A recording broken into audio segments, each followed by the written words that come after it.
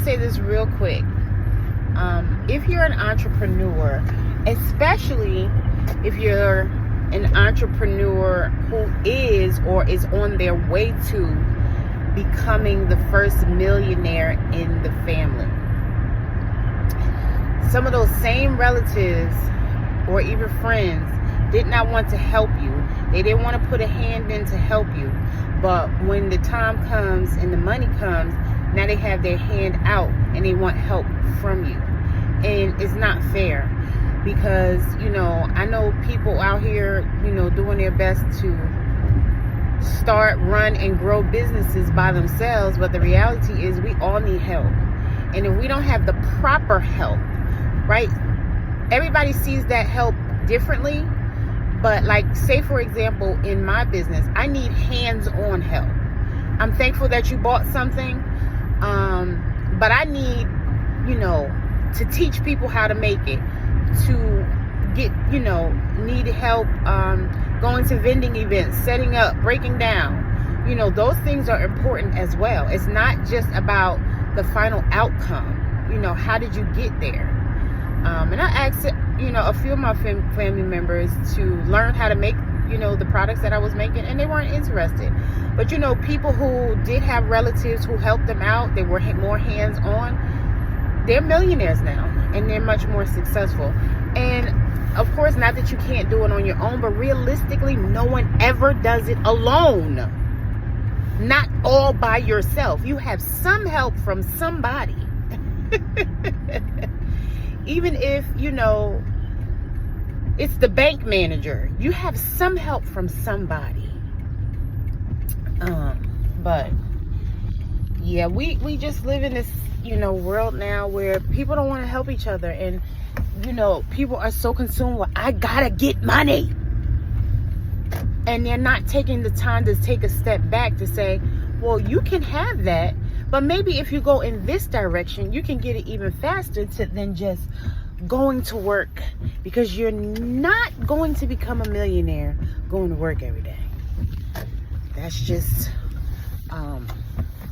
reality.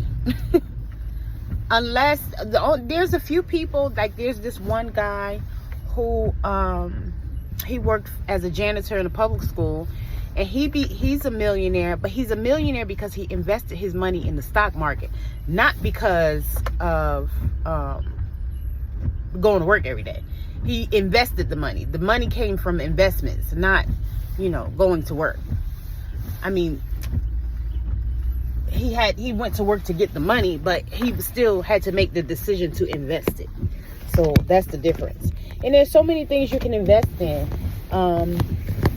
Real estate. You can, if you're not afraid to, you can canvass neighborhoods, look for abandoned properties, see if you can find the owner. If you don't find their information, like maybe some old mail where you can look them up, you can always go down to your local city hall and look at the public records to see who owns this property and get in contact with that person and see if they're interested in selling it, especially if it's abandoned.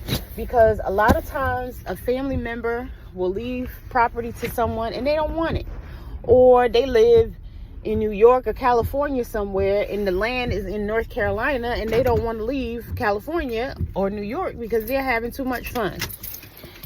But what you would do is go to the property, contact the owner, see if they want to sell. And they may have had 50 people come to them before you did. But sometimes it's just about the words that you say. Or sometimes you might just catch them at the right time in their life where they're like, yeah, you know what? I might as well go ahead and sell this house or this land. And then you would find one of those people that's buying houses. I was I have a whole course on this, and I read it years ago, but I was too afraid to go out canvassing because the reality for me is I don't have anybody to check and make sure that I'm, safe out there. And although I was Uber driving, I felt more safe because at least I was in my car. When you step onto somebody's property, that's a whole different thing. And no, we should not live in fear. And no, I should not be afraid. But the reality is I am. And that's one of those things that, I say that sometimes we need to have counseling, and work on those things like that. But I didn't realize that I had so much fear until recently.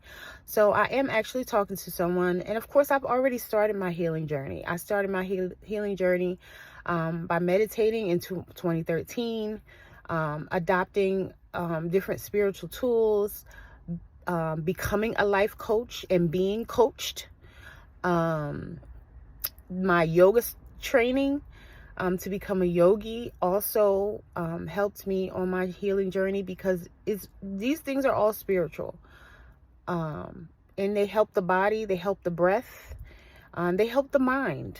And that's what a lot of people need help with, the mind, and they don't realize it because they continue to repeat cycles that don't serve a good purpose in their life, and they don't see anything wrong with it because they'll say, oh, well, so-and-so did it and they turned out all right, when so-and-so is not all right, and neither are you.